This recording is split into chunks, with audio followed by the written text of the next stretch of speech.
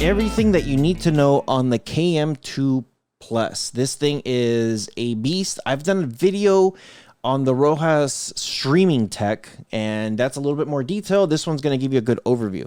So if you're new to the channel, make sure you guys do sub and leave me a comment below. What is your main device that you guys use? And have you ever used a MeCool device? So here we go. Let's come over here to the bottom camera. You do get your power cable, HDMI. I'm already plugged in. I'm already connected to the network. So it gives you little lights here. It tells you what it's doing. Plenty of breathing room on the back. You do have a TF card slot, a USB 3.0, 2.0. You get your power, optical, HDMI, AV, and your optical right there. So I think I said optical on this one. That's your landline. Sorry. So there you go. You also get a remote, and the remote's going to be the Google. I think this is the official Google one. So pretty nice. If you do set this up on your TV, you could hook this guy up right here to your TV, and you could change the different video sources. There's your power. This is going to be your bookmark, your Google Assist, your settings, up, down, left, right, enter, back button, home, your TV button, your volume, your page up, down, your mute. And then here at the bottom, you got YouTube, Netflix, Prime Video, and Google Play as a shortcut. No batteries included. It does use 3.0, AAA. It uses AAA batteries. I almost called it 3.0 batteries. So AAA batteries. Now, this thing looks like a mini NVidia Shield. I've been using this for a while, does not get hot at all, and this thing is pretty amazing. And I got to tell you, pretty amazing. I've been able to play with it a couple times already, so it's pretty good. Let's come over here to IDA64 to get this out of the way. What are the specs on this thing? So just coming here to the top, you do have your system. And as far as your system goes, it's using MLogic, which is great. Advertises 16 gigs of internal memory, internal space, but you're left with almost 12 gigs. It is 2 gigs of RAM, pretty good. It is using a quad-core ARM Cortex A55. And as far as the display, it is using a Mali G31. It's pulling the full resolutions to my capture card at 1920 by 1080p. If you got a 4K TV, it's going to pull the full resolutions of whatever it is that you have. Pretty nice.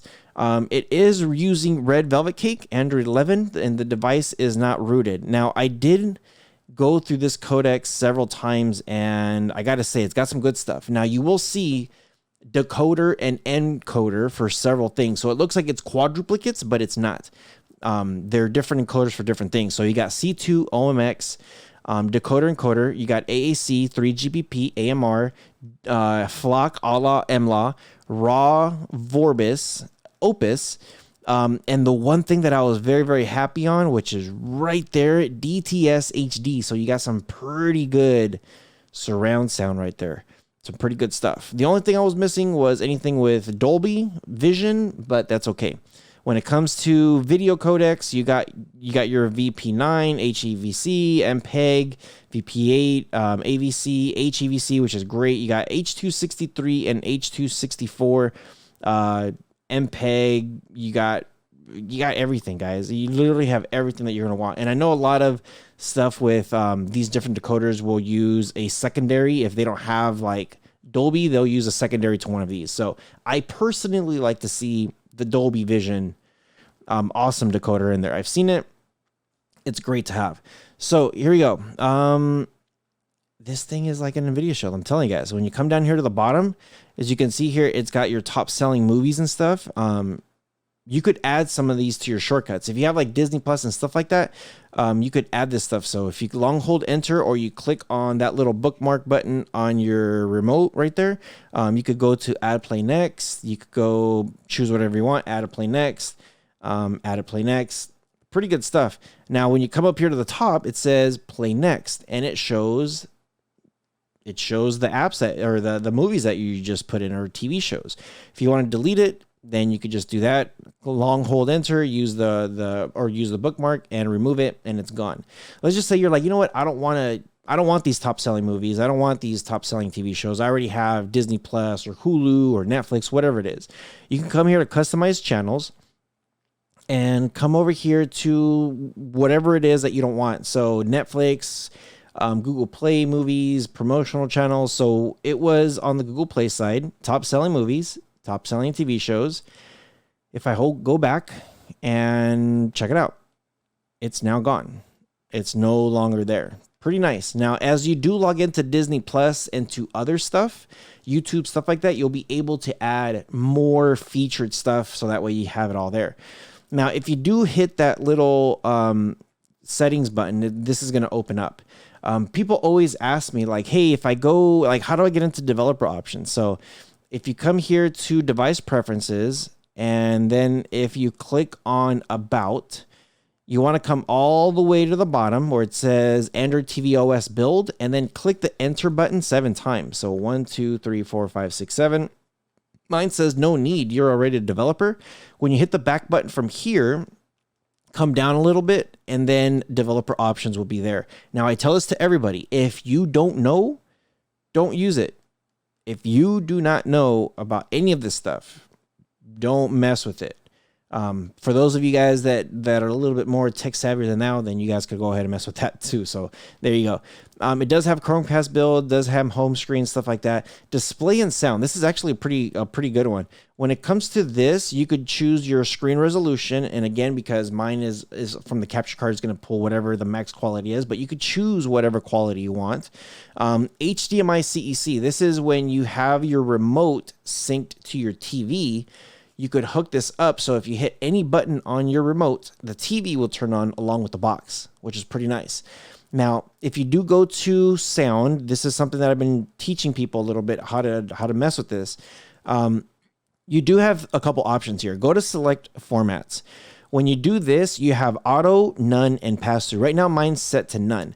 The reason for that, again, I'm on my capture card. What I recommend for people is going to auto. This uses the formats that your device reports that it's supporting. So all those codecs that I was showing you guys through IDA64, it says these are the codecs. What it does, it uses those codecs. Let's just say you're using Disney Plus, and Disney Plus says, hey, this movie supports DTS HD or supports whatever it is. What happens is it tells the device, this is the codecs that I'm using for my app. The device says, cool, this is the codec, the right codecs that we'll use to support that. And then what happens, it sends it over to your surround sound system. And then your surround sound system says, cool, thank you for that information. Now let me give you the surround sound. Let me show you how it sounds like. That's what it does. If you go none, never use surround sound, what happens is, like for me, I have Sonos. Some other speakers do this. They'll grab the information coming in directly from the app, and then the speakers say, this is how I'm going to give you the surround sound. There's a difference. So the speakers do the work, all the work. Auto, the device is helping the app get the information to the speakers. So everybody's working together. Pass through just means whatever is coming in, the original format, whatever is coming in, the speakers won't force anything, and the app or the device won't force anything. What's happening is whatever the app is giving the speakers, that's what the speakers are going to do. So that's basically if the app is doing it by itself. So pass through is the app, none is just the speakers, auto is everybody working together as friends. So auto is what I recommend. Sorry, that was a long-winded thing there. So, and the last thing I do want to talk about here is apps. If you do come to apps, and let's just say your IDA64 is running bad, you have your clear data, clear cache. This is where you could, if something's happening where it's stuck, buffering, whatever, clear cache will not delete your username and password. It just clears any kind of errors that you might have. TV guide's not populating, or the app is closed, force closing, whatever it is. If you're still experiencing those issues, I would do a clear data, which does delete your username and password. And then if it's still doing that, I will do clear cache, clear data, force stop, and then uninstall, and then I'll just reinstall the whole thing from scratch.